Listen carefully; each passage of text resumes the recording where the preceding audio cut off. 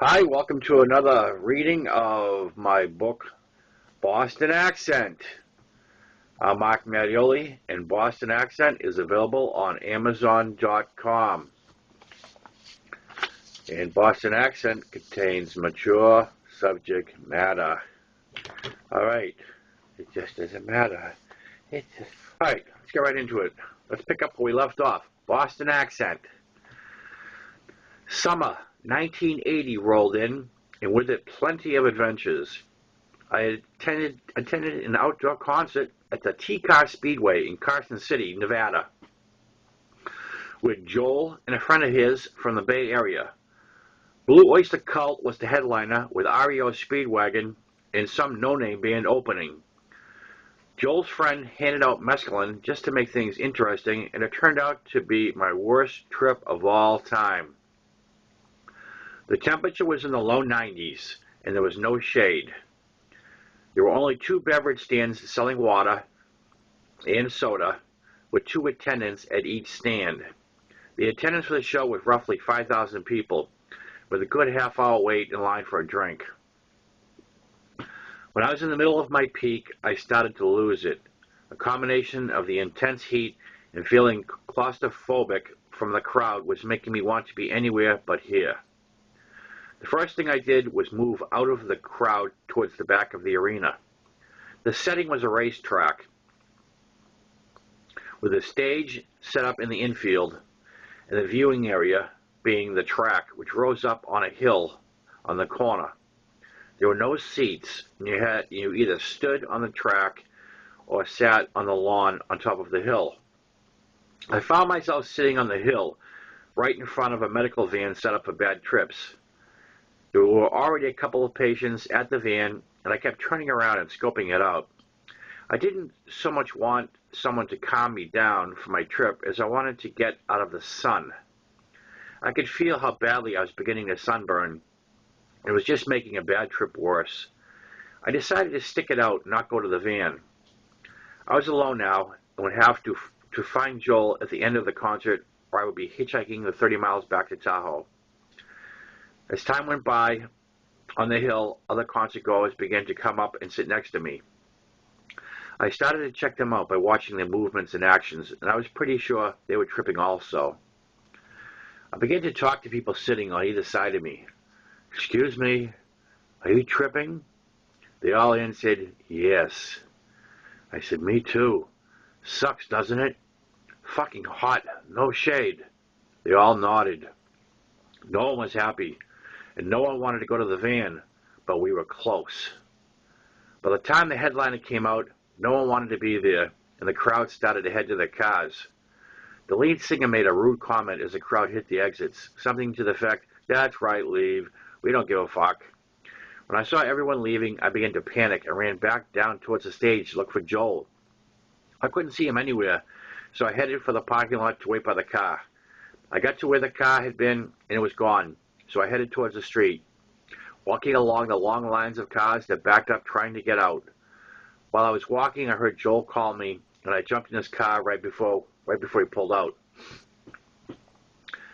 As I got in the car, I looked at Joel and his friend's face, and they were both sunburned, and I said, "Holy fuck, you guys are fried." Joel looks at me and says, "Look in the mirror." I look in the rearview mirror, and my face was sunburned about as bad as you can get. "Great place for a concert, a fucking desert," I said as I settled back in the seat, just glad to be headed home. One afternoon, after I broke it off with Sandy, I found myself in a pub called Red's. It was right around the corner from our house, and right next door to the post office. It became a habit for me to grab my mail from the post office and then read it over a beer at the pub. On this particular afternoon, I'd received a letter from Tim Flanagan. As I opened it at the bar, weed came spilling out all over the place. I looked up to see if the bartender had seen it, but he was busy with a customer. As I began to quickly scrape it off the bar and back into the envelope, I heard a voice beside me say, "Nice letter." I looked up to see this guy in his early 30s, with long brown hair and a mustache, smiling at me. I smiled back and said, "Between the bills and the bullshit, I never know what I'm going to find." He laughed and said, "I wish somebody would send me a letter like that." Did they send you any papers? Because I have some if you need them, right outside of my van. We introduced each other and shook hands. His name was Seth Greenfield, and he had just arrived in town from a small town northwest of Tahoe. Seth was traveling with his dog, an Airedale named Macbeth, and they were sleeping in his VW van until they found a place to live. Seth was a cook, and he just started working at a Lions restaurant. He was taller than me at 6'3" and bore an uncanny resemblance to Johnny Weissmuller from the Tarzan movies. I would later find out that his Tarzan look aided him in an early occupation when he was a river guide, manning 12-man rafts down local rivers in Northern California. Seth not only looked the part, but he knew how to read a river. Seth and I finished our beers and headed out to his van to get high. After we smoked and got to know each other, I decided to take him home to meet Joe. I explained to Joe how we had met and Seth's circumstances. Joe told Joe told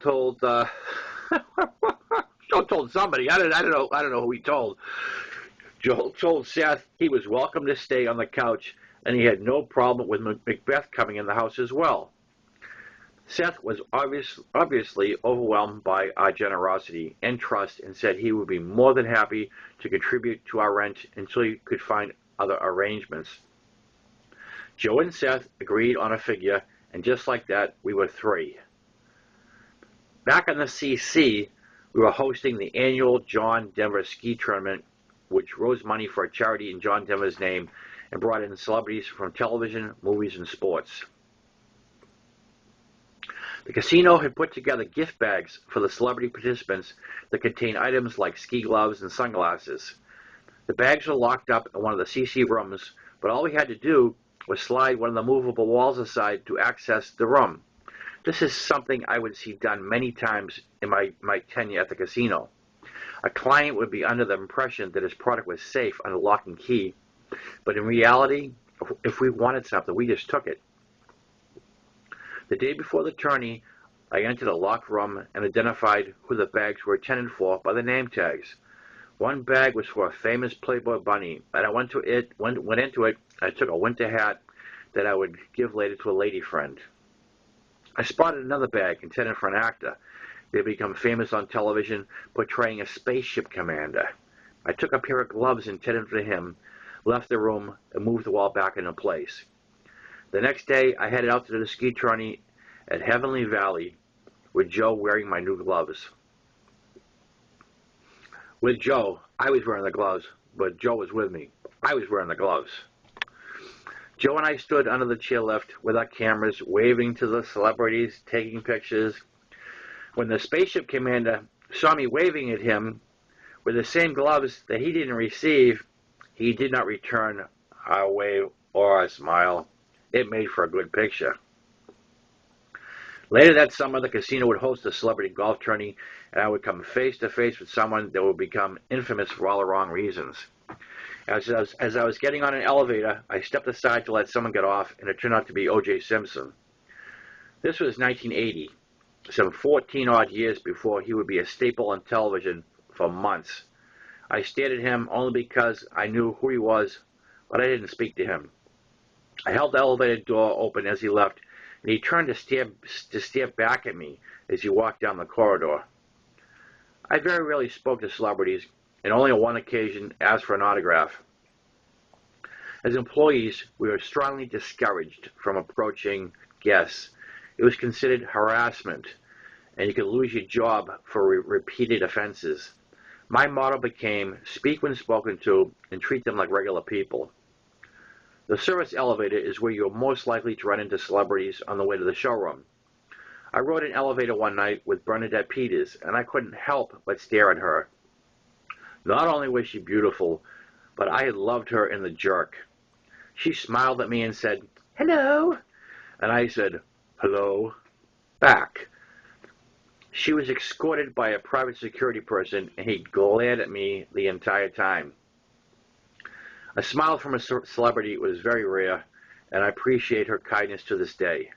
Another celebrity that took the time to say hello to me while he was headed on stage was Don Rickles. He came across as very approachable and very down to earth. I must admit, although I did my best to hide it, at times I was a little starstruck.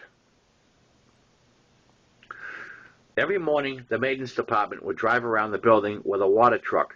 They'd hose down the sidewalk and parking lot, which overnight could be covered with everything from puke to urine.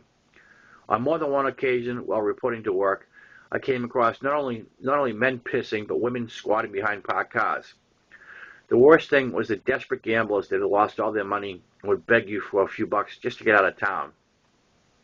The water truck crew consisted of one driver operating the truck and one guy on foot spraying the hose.